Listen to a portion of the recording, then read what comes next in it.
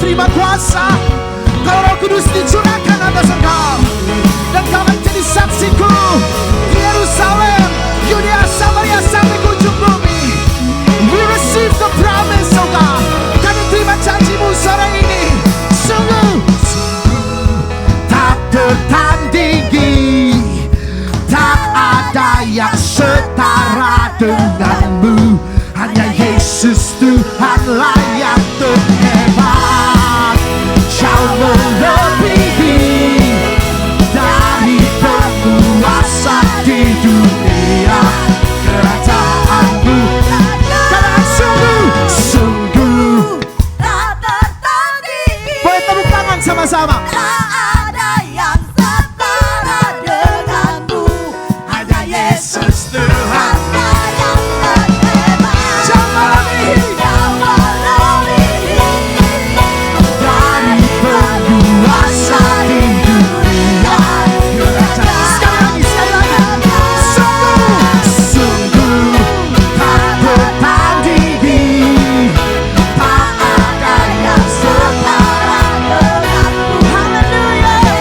Tuhanlah yang terhebat, Jauh melebihi dari penguasa di dunia. Kerajaanmu kekal. Oh, yang percaya Yesus dahsyat katakan amin. Katakan amin.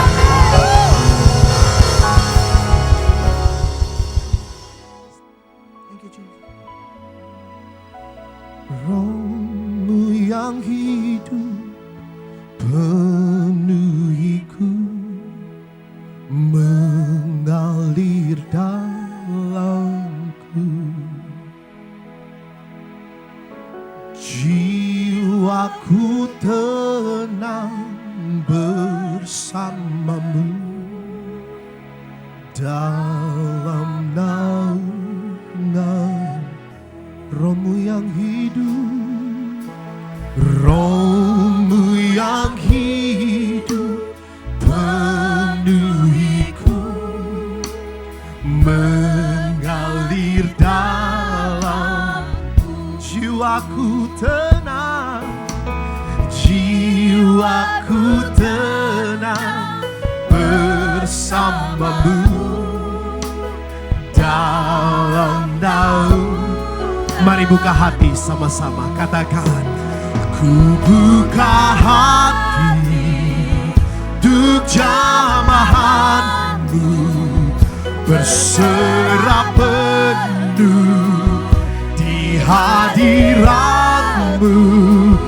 Kau ambil alih seluruh hidupku di altarmu, menyembahmu. Roh-Mu yang kudus urapi kami Tuhan. Roh-Mu yang pulihkanku, pulihkanku. Engkaulah damai kami hidup.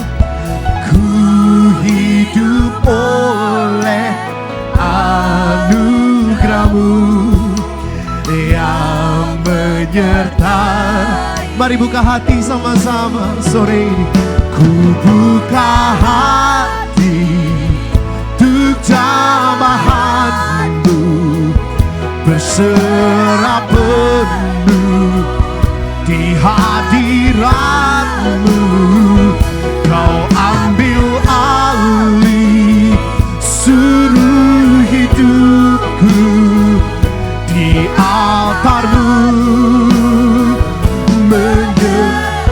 Ku buka hati, ku buka. Yes Lord.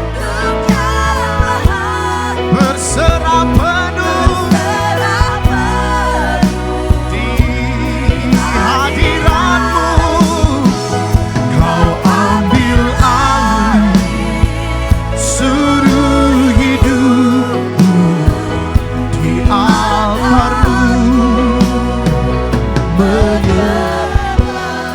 para singer dan jemaat Tuhan, nyanyikan pujian dari awal. Katakan, Rohmu yang hidup. Roh yang hidup penuhiku, mengalir dalamku. jiwa kami tenang Tuhan. Aku tenang bersamamu dalam naungan.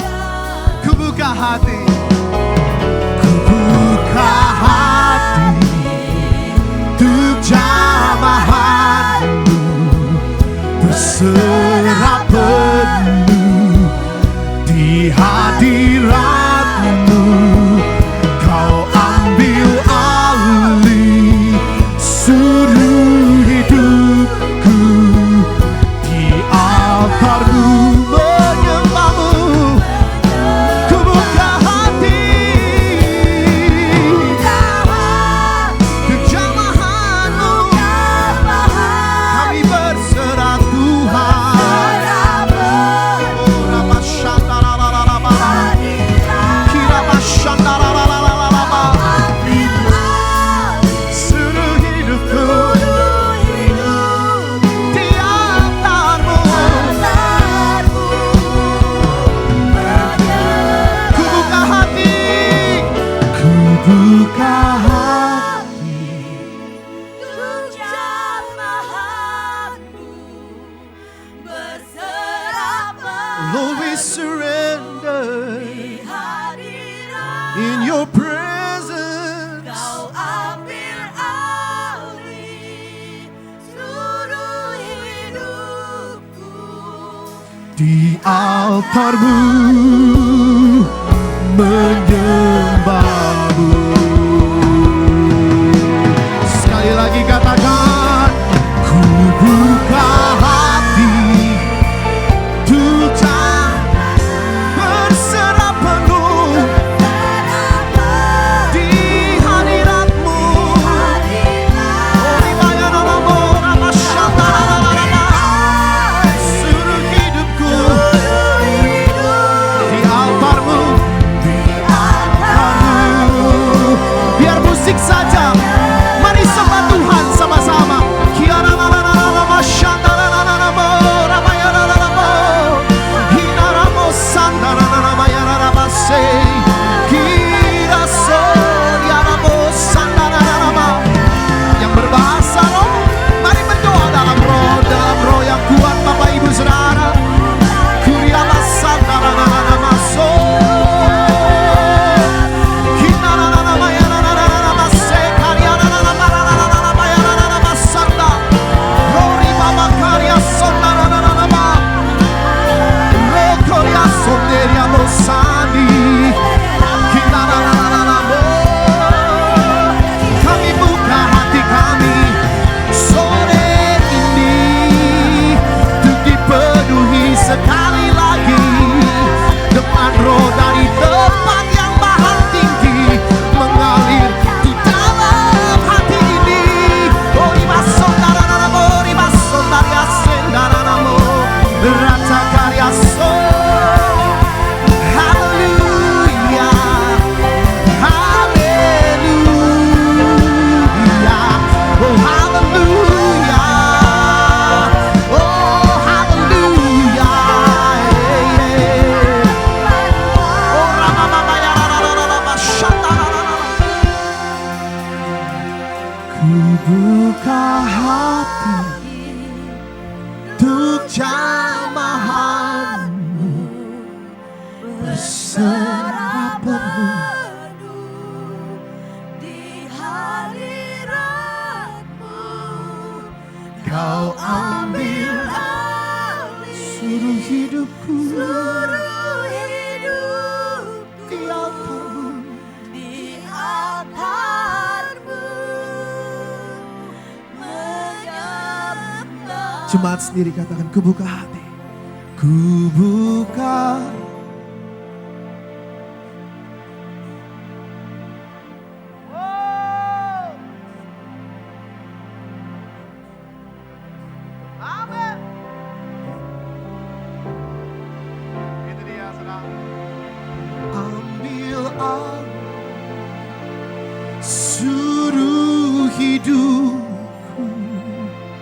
di altarmu, menyembah di altarmu Tuhan, di altarmu, menyembahmu di altarmu, di altarmu,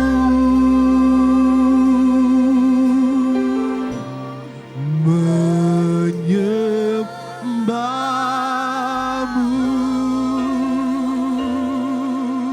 Haleluya, haleluya,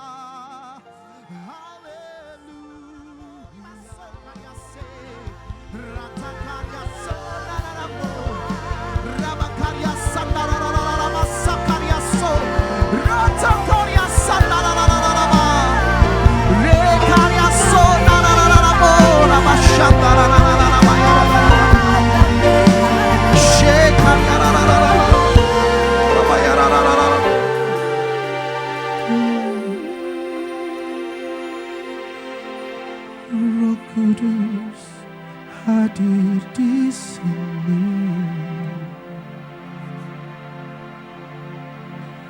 mengalir di bait suci. Perkara ajaib pun terjadi, kuasa mujizat nyata, karena Roh Allah sedang bekerja. Katakan Roh Kudus, Roh Kudus hadir di yang mengalir di bait suci. Yakini sore ini perkara ajaib pun terjadi, kuasa mujizat nyata, karena Roh Allah sedang bekerja.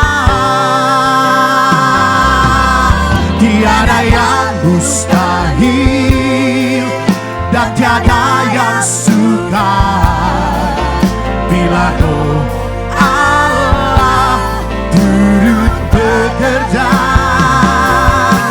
Tiada yang mustahil bagi orang percaya, karena Roh Allah turut bekerja di antara kita.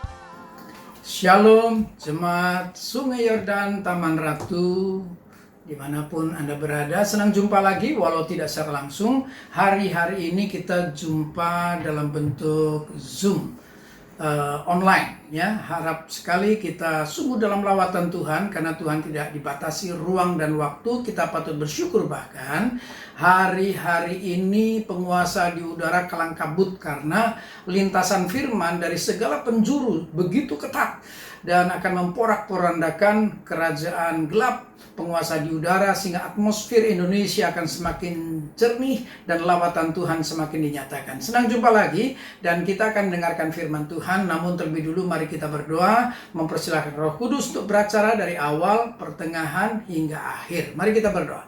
Tuhan Yesus, terima kasih jumpa dalam anugerah Tuhan, dan semua jemaat Sungai Yordan, GB Sungai Yordan Taman Ratu dimanapun mereka berada, sungguh dalam lawatan Tuhan, dan tempat di mana mereka tinggal dipercik dengan darah Yesus menjadi ruang lawatan, ruang hadirat Tuhan, ruang perjumpaan khusus kami dengan Tuhan, Tuhan dengan kami. Roh Kudus berbicara dari awal, pertengahan hingga akhir, buat kami mengerti setiap kata kalimat pengertian sungguh menjadi rema, karena kuasa firman yang dahsyat itu akan terus memperlengkapi hidup kami dan tidak pernah kembali sia-sia. Kuasa firman yang sangat penuh kedahsyatan mujizat akan semakin menopang kehidupan setiap kami. Berbicaralah, kami siap duduk diam dan mendengarkannya. Dalam nama Tuhan Yesus Kristus kami pun berdoa. Haleluya. Amin. Puji Tuhan. Baik saudaraku, hari ini kita akan bicara dari Wahyu 3. Wahyu 3 ayat 7 hingga 19. Di sini tertera ada kata Philadelphia tidak akan menjadi perbincangan utamanya. karena Philadelphia kali ini dilihat dari sudut pandang kota itu sendiri, walaupun ada kandungan pemahaman tentang kasih persaudaraan di dalamnya. Baik saudaraku, saya akan bacakan secara cepat, demikian firman Tuhan.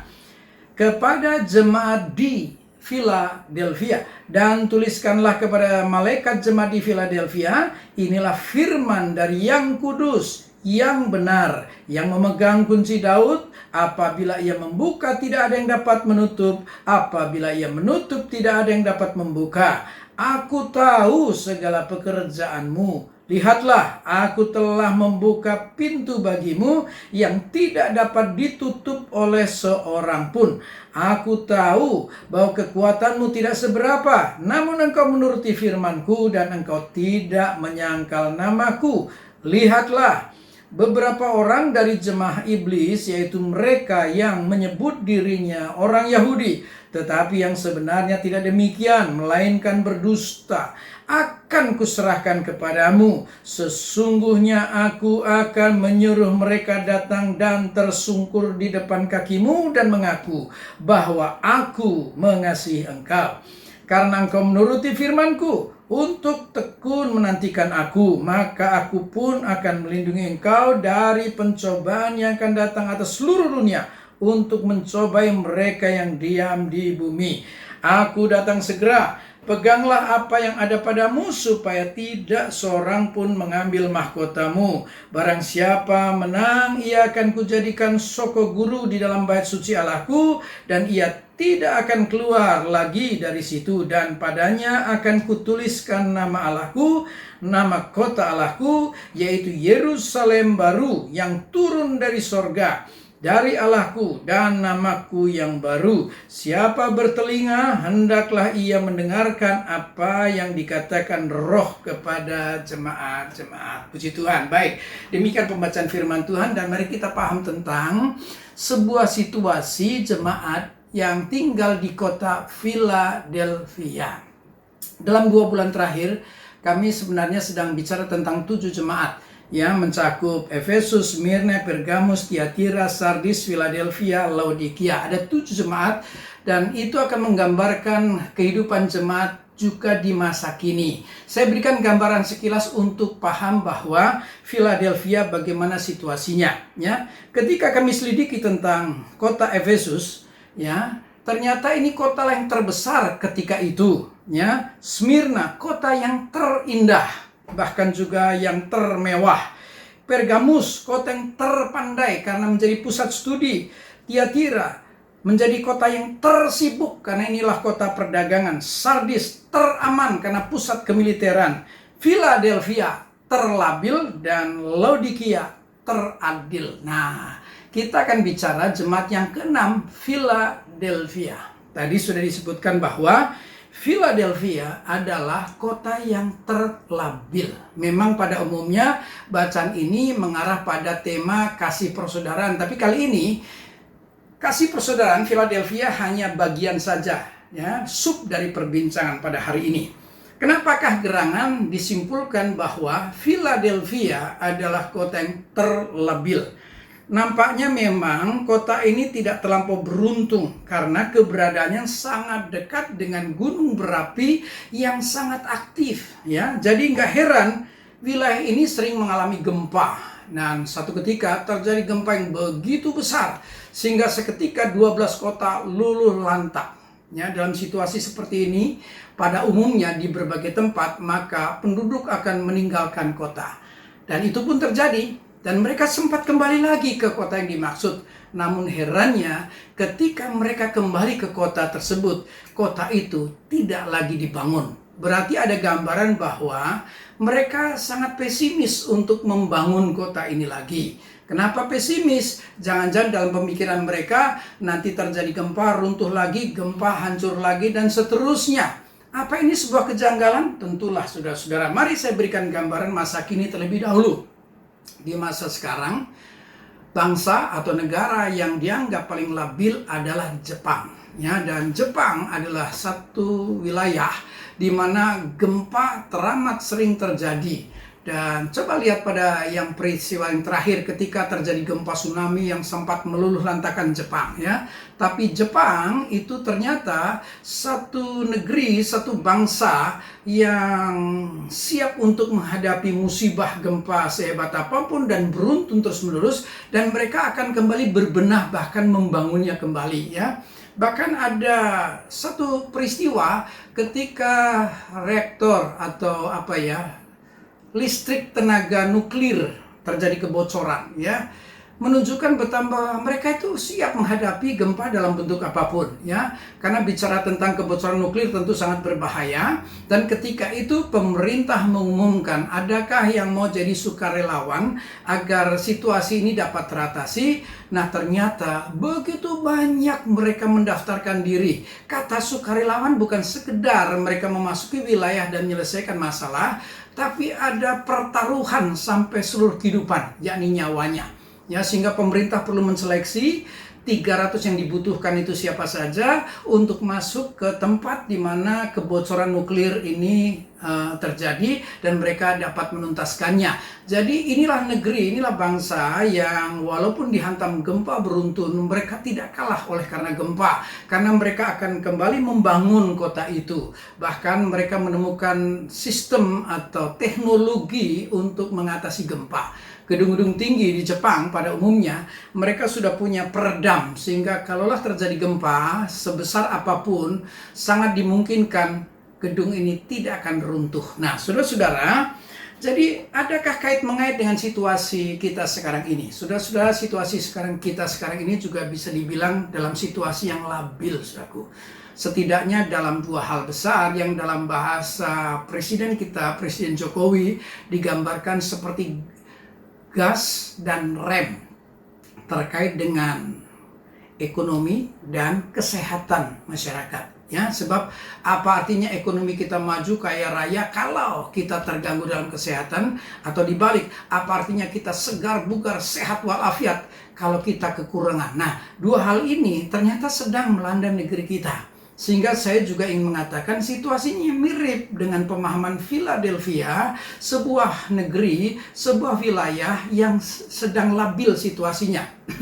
Ekonomi kita, saya gambarkan memang labil karena ketika saya membaca data, maka kuartal kedua pertumbuhan ekonomi negeri kita minus 5,32.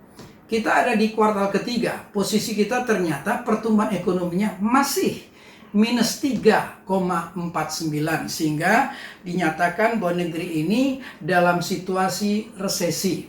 Nah, demikian juga dalam hal kesehatan.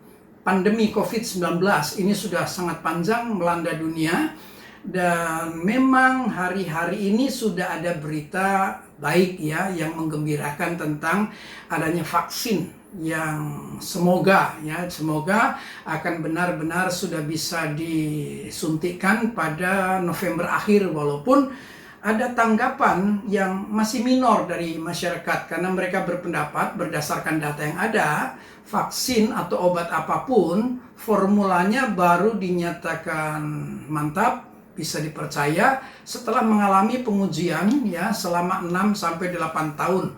Kok tiba-tiba ada vaksin yang hanya beberapa bulan saja?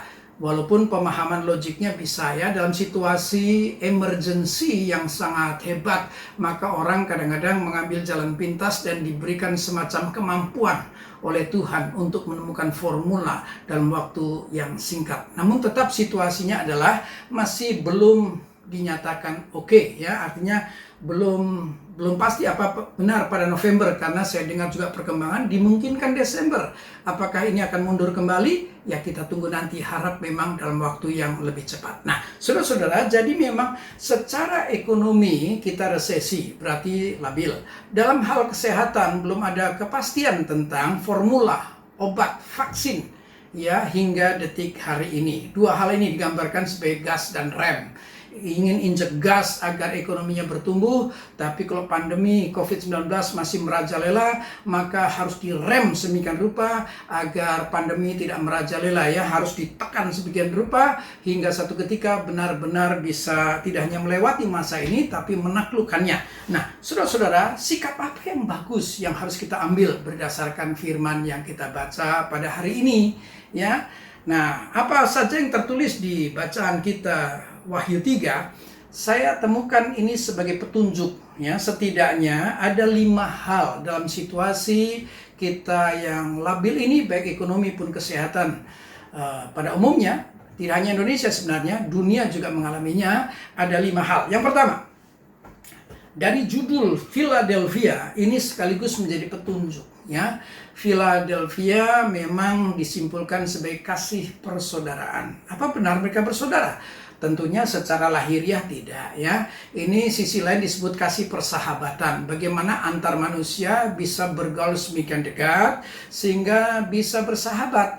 Artinya komunikasinya sangat bagus. Nah, dalam situasi yang labil ini, pandemi yang menggoncang seluruh kehidupan, maka diharapkan di tengah kehidupan masyarakat ada hubungan yang sangat baik yang saya membahasakannya sebagai solidaritas ya. Ini yang dinamakan bagaimana seorang tidak hanya berempati ya, dia mengambil langkah lebih konkret sehingga dia mengulurkan tangan untuk mengurangi penderitaan ya. Tidak sekedar empati, saudara-saudara, harus ada belas kasihan, karena belas kasihan itu lebih pada langkah konkret. Kalau empati kan turut merasakan penderitaan, turut merasakan, tapi kalau sudah bicara belas kasihan, itu tidak hanya turut merasakan, tapi ada langkah konkret untuk kita meringankan penderitaan orang-orang sekitar kita. Anak-anak Tuhan, dalam situasi apapun, mari kita punya Philadelphia dalam diri kita, ya, kasih persaudaraan di mana kita bisa berempati. Dunia akan mengatakan ini tentang hubungan kemanusiaan. Jadi anak-anak Tuhan terlebih yang sangat diberkati dan tergolong kuat, mari berikan uluran tangan ya. Dan kami di sini juga melakukannya. Puji Tuhan, kita sudah melakukan beberapa kali diakonia untuk jemaat, tapi juga beberapa kali diakonia untuk lingkungan, sehingga kehadiran anak-anak Tuhan benar menjadi berkat, menjadi garam dan terang dimanapun kita berada.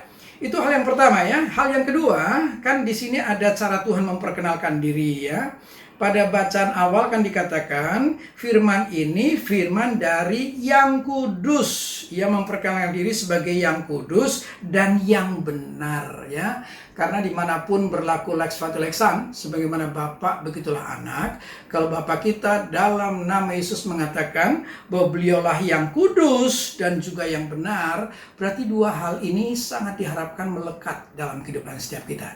Berarti inilah petunjuk yang kedua dan ketiga.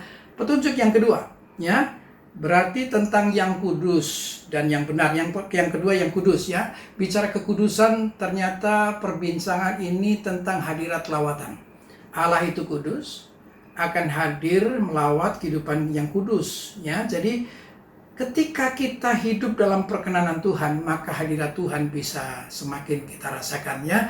Berbahagialah mereka kalau Anda benar-benar menjaga kehidupan, karena kudus ini konsumsinya bukan antar sesama.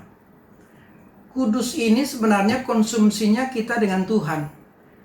Sebab kalau kudus hanya dianggap sebagai aksesoris atau kelengkapan hidup orang Kristen, saya khawatir bahwa kudus itu hanya bahan tontonan. Kalau pas dilihat kudus, memang, tapi pas nggak dilihat kudis, berarti itu sekedar aksesoris, karena manusia hanya mencari apa kata sesama. Kita harus cari apa kata Tuhan, saudaraku. Tentang kekudusan, ternyata itu target kehidupan. Kita berjuang sedemikian rupa agar satu ketika kita hidup kudus seperti yang Tuhan kehendaki.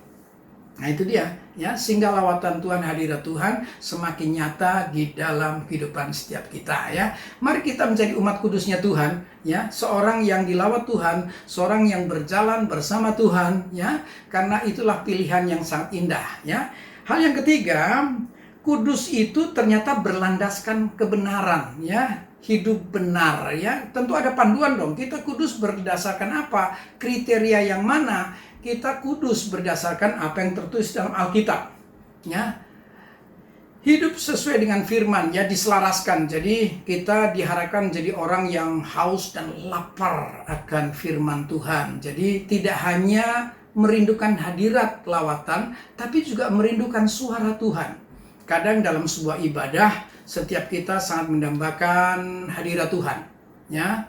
Dan sangat disayangkan kalau sampai firman diberitakan, Anda tidak sungguh mendengar. Kadang-kadang muncul keluhan seperti ini, ya, di tengah jemaat. Aku senang deh beribadah di gereja Anu. Aduh, hadirat Tuhan, pujian penyembahan, begitu Tuhan hadir, Roh Kudus melawat. Tapi begitu firman disampaikan, aku tidak senang, aku nggak cocok, dan seterusnya. Sayangkan, Tuhan hadir, Anda dambakan, tapi suaranya Anda tidak dambakan. Itu satu kesatuan. Masalah apapun dalam hidup kita, apakah yang menjadi jawaban? Tuhan dan firman. Ya, kalau bicara Tuhan dalam hadirat itu kan tentang kepekaan, itu kan tentang kedewasaan iman Kristen. Tapi kalau tentang firman, itu bagi Anda, para pemula yang sedang mengalami proses pertumbuhan. Sehingga memang Tuhan dan firman itu segalanya, ya, menjadi dambaan dalam kehidupan setiap kita, ya. Hal yang keempat, cara menanggapi situasi yang labil, ya. Mari kita temukan, tadi walaupun tidak sempat saya sebutkan ayat, tapi kan sudah kebaca, ya. Sekarang ayat yang ke-10 nih, saudara-saudara. Yang ayat 10 mengatakan, ini hal yang keempat. Karena engkau menuruti firman-Ku. Wih, puji Tuhan. Jangan sampai kita haus dan lapar akan firman, tapi aplikasi hariannya tidak jelas, saudara-saudara. Sebab iman harus plus tindakan, ya. Jadi iman itu harus konkret, nampak dalam keseharian. Karena Yesus itu kan juga disebut sebagai firman yang hidup. Jadi ini poin yang keempat. Poin yang keempat adalah hidup dalam ketaatan. Kita seorang yang sungguh pertama punya solidaritas, ya. Punya hubungan kemanusiaan yang begitu indah sehingga kita mengulurkan tangan dan meringankan derita. Yang kedua, kita orang yang dilawat oleh Tuhan. Yang ketiga, kita tidak hanya mendambakan hadirat tapi suara. Tapi yang keempat, kita konkret, kita orang yang konsekuen, ya. Artinya firman yang benar kita dambakan, kita laksanakan dalam keseharian. Itu disebut ketaatan. Artinya banyak dengar firman, kalau sampai tidak teraplikasi dalam hidup keseharian kita. Mari kita menjadi umat yang taat untuk menyenangkan hati Tuhan. Dan yang kelima, ya, yang kelima masih pada ayat yang ke-10 lanjutan mengatakan, ya, saya baca sekali lagi, karena engkau menuruti firman-Ku, ini tentang ketaatan, untuk tekun menantikan aku, maka aku pun akan melindungi engkau dari pencobaan, hari pencobaan dan seterusnya, ya. Di sini dikatakan kita harus tekun. Ya, Anda boleh saja orang yang sudah melaksanakan firman dalam segala keindahan, namun jangan sampai temporary. Kalau Anda sedang suka terlaksana, kalau Anda sedang bete, Anda batalkan. Tidak bisa, saudara-saudara. Kita harus menjadi seorang yang tekun. Ketika kita melakukan kehendak Tuhan, ada bagian yang menyenangkan, tapi ada bagian yang menyesakkan. Saya orang yang praktek, ya. Saya seringkali praktek untuk ulur tangan, tapi kadang-kadang ungkapannya air susu dibalas air tuba. Wow, kadang-kadang secara manusiawi kita tentunya akan kecewa dan kadang-kadang bisa juga terluka, saudara-saudara, ya. Maksud baik ternyata timbal baliknya tidak seperti yang kita harap. Karenanya segala pujian hanya untuk Tuhan, sehingga kita apapun hasilnya kita bisa tetap bersyukur, kita tetap memuji Tuhan.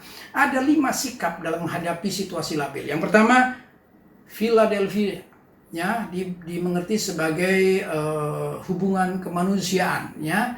Kita bersaudara sebagai bangsa Indonesia, walaupun mungkin beda suku, beda agama, tapi kita hidup dalam kasih persaudaraan, sehingga ada langkah konkret untuk meringankan derita. Yang kedua, kita umat kudus yang dilawat Tuhan. Yang ketiga, kita haus dan lapar akan kebenaran. 4, taat karena firman yang kita dengar pasti terlaksana. Yang kelima, kita tekun sampai waktu Tuhan itu tiba, ya. Karena ayat 10 tadi kan jelas kaitannya adalah tekun menantikan aku. Nah, ini segala sesuatu harus sampai pada waktu Tuhan. Nah, baik. Itu dari pihak kita. Dari pihak Tuhan, kalau kita benar mengambil sikap yang tepat sesuai dengan firman dalam situasi yang labil ini, maka Tuhan memberikan reward. dalam 5 hal. Sama dari kita 5, dari Tuhan pun ternyata merespon, memberikan penghargaan dengan 5 hal. Ya, kalau tadi 5K, sekarang 5M. Ingat ya 5K ya. Saya sebut secara cepat ya. Kasih persaudaraan, kekudusan, kebenaran, ketaatan, ketekunan. Nah, sekarang 5 dari pihak Tuhan. Membuka pintu, mengasihi engkau, melindungi engkau, menjadikan engkau, dan menuliskan engkau ya untuk bagian dari kerajaan 1000 tahun. Mari kita lihat satu persatu. Pada ayat 8 tadi, kan ini lanjutan dari ayat 7, yang kudus, yang benar, yakni Tuhan itu ternyata yang membuka pintu, ya, yang memegang kunci Daud. Apabila ia membuka, tidak ada yang dapat menutup. Apabila ia menutup, tidak ada yang dapat membuka. Nah, saudara-saudara, kalau 5 hal kita merespon dengan benar, walaupun orang bilang susah zaman ini, banyak orang kena PHK, banyak perusahaan bangkrut, bagaimana kita mau melangkah selanjutnya? Percayalah, kalau kita menyikapi dengan benar, Allah dalam nama Yesus adalah sang pembuka pintu. Kalau Tuhan buka, tidak ada yang bisa tutup. Ambil sikap yang benar agar Anda membuktikan bahwa reward ini benar, kita dibukakan pintunya oleh Tuhan, ya. Hal yang kedua, ya, tahu dari mana bahwa dalam rangka mengasihi kita tidak hanya membuka pintu, tapi dalam rangka mengasihi kita. Ayat 8 kan dimulai dengan lihatlah aku telah membuka pintu bagimu dan seterusnya. Ayat 9 juga diawali dengan lihatlah. Tapi saya langsung ke ujung karena waktunya memang tidak banyak, ya. Lihatlah apa pada kalimat terakhir? Bahwa aku mengasihi engkau. Puji Tuhan, saudara-saudara, ya. Beliau membuka pintu dalam rangka kasih. Ingat ya, salah satu keistimewaan iman Kristen adalah menyapa Allah Sang Pencipta sebagai Bapaknya. Ya Aba, ya Bapa. Dan itu semakin jelas tegas ketika Yesus mengajarkan doa, Bapa kami yang di sorga. Pemahaman tentang ya Aba, ya Bapa dalam bahasa Aram itu tentang kedekatan. Kenapa ia dekat? Kenapa ia disapa sebagai Bapa? Karena dia mendambakan merindukan dekat dengan anak-anaknya. Untuk apa? Poin 2, mengasihi. Nah, kalau beliau mengasihi, situasi apa yang bisa diterima dari kehidupan anaknya? Ternyata yang ketiga, mengerti, karena Bapa memahami keterbatasan kemanusiaan anak-anaknya. Sehingga dalam pengertian itulah dia menopang kehidupan setiap kita. Makanya ada firman yang berkata, andaikan kau jatuh tidak akan tergeletak, karena Tuhan mengulurkan tangan untuk mengangkatmu kembali. Ya. Nah, saudara-saudara kasih dalam Tuhan, wow, dahsyat. Yang ketiga, ya, pada ayat 10. Pada ayat 10, ya, yang mengatakan, saya baca sekali lagi, karena engkau menuruti firmanku untuk tekun menantikan aku, maka aku pun akan melindungi engkau. Dahsyat. Dibukakan pintunya dalam rangka kasih. Kalau ada ancaman, perlindungan Tuhan dinyatakan. Berarti kita hidup by covering, ya, di cover oleh Bapa kita dalam Roh Kudus Tuhan yang hadiratnya sangat nyata, ya. Ia akan melindungi kita kemanapun kita pergi. Tentu hari-hari ini melanda dunia ketakutan yang begitu rupa. Makanya dianjurkan 3M tuh, saudara-saudara, ya, agar kita terhindar. Anda masih ingat 3M lah, ya. Saya nggak usah singgung, Anda pasti udah hafal karena sering diberitakan. Nah, yang pasti, ya, Tuhan melindungi kita kemanapun kita pergi. Percayalah bahwa Tuhan akan menutup bungkus dengan kuasa darahnya, karena kuasa darah dan bilur Tuhan itu juga jaminan kesembuhan kalau sampai Anda mengalami yang tidak terduga ini, ya. Tapi percayalah bahwa Yesus itu tabib yang agung dan ajaib yang akan melindungi kita kemanapun kita pergi. Yang keempat, ya, tidak hanya membuka pintu, mengasihi, melindungi. Yang keempat, menjadikan engkau. Wow, ayat 12. Barang siapa menang, ia akan kujadikan apa? Soko guru di dalam bait suci. Anda pernah dengar soko guru? Soko guru itu pilar, ya, tiang penopang. Sebuah gedung, kalau dia tidak punya soko guru, maka tidak mungkin dia mampu bertahan. Ya, saya ingat betul kok ketika ada gempa di Jogja, saya kaget karena keruntuhan itu begitu rupa, rata runtuh.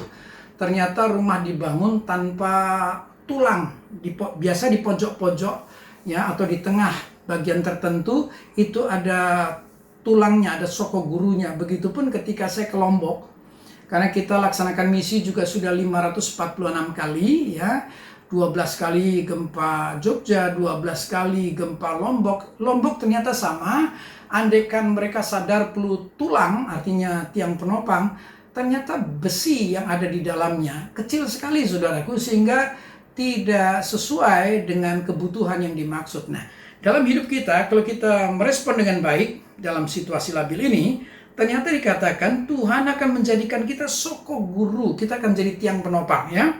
Memang dimulai dengan di dalam bait suci Allahku. Wow, berarti di tengah keluarga besar anak Tuhan, Anda seorang yang sangat dikuatkan oleh Tuhan, sehingga Anda bisa menjadi tiang penopang, soko guru dalam gereja Tuhan. Berbahagialah Anda yang semakin dikuatkan, karena mengambil sikap yang benar dalam situasi yang labil ini. Baik, yang kelima terakhir dikatakan pada tetap ayat 12, tapi selanjutnya saya bacakan ya. Dan ia tidak akan keluar lagi dari situ, dan padanya akan kutuliskan nama Allahku, nama kota Allahku, yaitu Yerusalem baru yang turun dari sorga, dari Allahku, dan namaku yang baru. Terkait dengan kerajaan 1000 tahun sebelum kekekalan, itu yang berlaku kerajaan 1000 tahun. Namun sayang bagian ini memang sangat jarang dikhotbahkan saudaraku. Banyak orang targetnya selamat ya, selamat itu kepastian masuk kerajaan kekal. Kalau saya anjurkan tidak hanya soal kepastian keselamatan. Kalau kita memang benar seperti tadi ya, 5K ya, kasih persaudaraan, kekudusan, kebenaran, ketaatan, ketekunan, itu sudahlah, itu sudah melekat ya. Yang harus kita lakukan adalah kita menjadi orang yang turut memerintah di kerajaan 1000 tahun. Jangan sekedar masuk sorga. Anda kecewa kalau Anda nantinya grassroots, khalayak ramai, masyarakat jelata. Kalau turut memerintah, berarti Anda duduk dalam struktur kerajaan. Ya, ingat bahwa kita berkata semestinya kita menjadi imamat yang rajani. Ya, Yesus ketika dipojokkan untuk menjadi pengenapan perjanjian lama tentang terbitnya kembali kejayaan masa pemerintahan Daud untuk menjadi raja sehingga mereka dikeluarkan dari penjajahan kekaisaran Roma, Yesus ternyata tidak mengiyakan karena beliau bukan raja dunia, beliau raja sorga. Ya, makanya kita seharusnya menjadi imamat yang rajani, umat yang menjadi imam-imam kerajaan dan diurapi oleh Tuhan. Berbahagialah Anda, karena kalau Anda benar melakukannya, Anda bagian dari orang-orang yang diberi kepercayaan duduk dalam struktur kerajaan 1000 tahun. Berbahagialah kalau Anda benar melakukannya. Ada 5 reward yang menanti kalau Anda tetap bertanya, kenapa harus? Saya bacakan sebagai penutup ayat yang ke-11. Ayat 11 berkata, aku datang segera. Peganglah apa yang ada padamu, supaya tidak seorang pun mengambil mahkotamu. Oke, saya percaya GB Sungai Yordan sudah memberikan banyak kelengkapan. Ya, firman yang hidup diurapi Tuhan, harusnya itu menjadi pegangan dalam hidup kita. Ya, jangan sampai ketika Tuhan datang, Anda tidak siap. Ini bukan soal waktu Tuhan datang ya, tapi kesiapan. Kalau Anda berdebat tentang kapan waktunya Tuhan datang, maka kita hanya meributkan waktu tanpa kesiapan. Yang penting, kita selalu siap. Tuhan datang kapanpun. Kalau kita siap, nggak ada masalah, karena kita mempelai yang bijaksana. Oke? Tuhan berkati, senang jumpa. Kita doa ya. Tuhan Yesus, terima kasih untuk saat-saat mendengarkan sabda firman-Mu.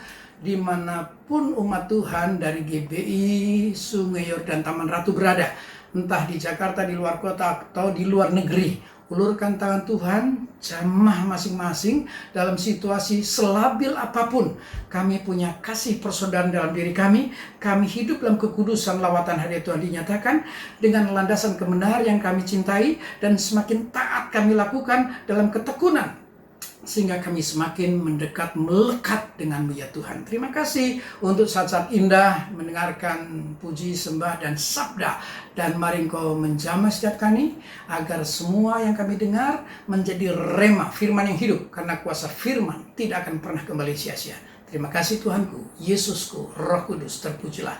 Dalam nama Yesus Kristus Tuhan, jadilah kuat, dan Engkau akan lihat kemuliaan Tuhan yang sangat dahsyat sampai tingkat mujizat yang dilipat gandakan. Haleluya. Amin. Sama-sama katakan tiada yang mustahil. Tiada yang mustahil sudah tiada yang sukar bila Roh Allah turut bekerja. Tiada yang mustahil bagi orang percaya, karena Roh Allah turut bekerja. Karena Roh Allah, karena Roh Allah turut bekerja. Sekali lagi katakan, karena Roh Allah turut bekerja di antara kita. Jemaat yang dikasihi oleh Tuhan, sebentar kita akan mengakhiri kebaktian online hari ini. Dan sebelum Bapak, Ibu, Saudara sekalian beraktivitas atau keluar rumah, biarlah hari ini Bapak, Ibu boleh menerima berkat yang datangnya dari Bapa Surgawi. Diberkatilah seluruh keluargamu, diberkatilah seluruh pelayananmu, dan diberkati di dalam segala aspek kehidupanmu. Diberkatilah masa depan dan studi daripada anak cucumu, dan diberkatilah seluruh pekerjaan dan usahamu. Apapun yang kau kerjakan, biarlah Tuhan selalu membuat berhasil. Dan terimalah cinta kasih Kristus yang sempurna, yang tidak bersudahan, dan percikan darah Yesus yang berkuasa untuk melindungi, menjauhkan dari segala penularan virus corona. Dimanapun kau berada, kemanapun kau berada, dibungkus tutup dengan darah Yesus. Dan terimalah penghiburan, kekuatan, damai sejahtera, dan sukacita Roh Kudus menyertai saudara sekalian mulai hari ini sampai selama-lamanya. Mari kita semua katakan amin.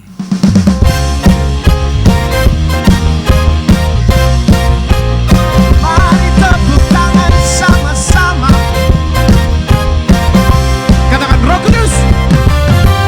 Roh Kudus tercurah di tempat ini. Urapannya yang ajaib memulihkan rumahnya. Roh Kudus tercurah bagi gereja.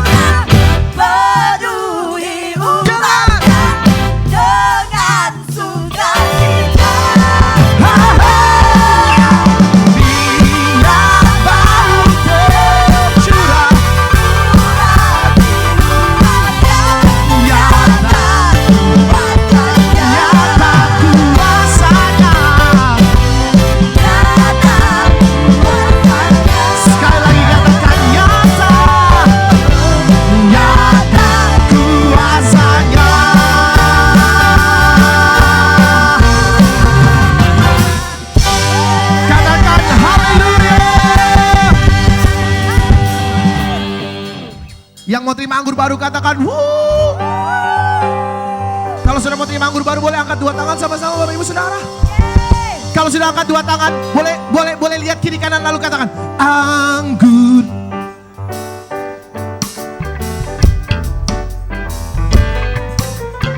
Saling memberkati.